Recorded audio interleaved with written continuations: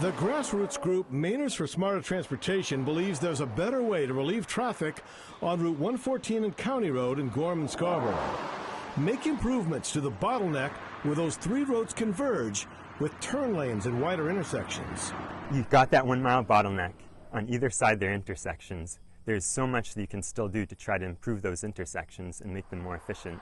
Even with what little bit they did at the end of Brackett down here, it stopped the backup on this road, just that little change. Yeah, you can do that, and it might get you 4 or 5 years, and then that'll fail.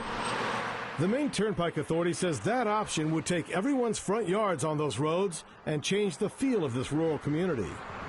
MTA also says recent studies that show traffic here is down on average 13% from pre-pandemic levels are not enough to relieve the congestion during the morning and evening commutes. While there may be a slight dip where you might see 200 cars lower, the congestion is there. You cannot put more cars on that road. You can't put more cars on 114. It is at capacity. The thing is, there still is traffic. It's just that there's a way to address it that's so much less expensive and so much less destructive. The Turnpike Authority also got a lot of negative feedback for putting Smiling Hill Farm in the path of the Gorham Connector.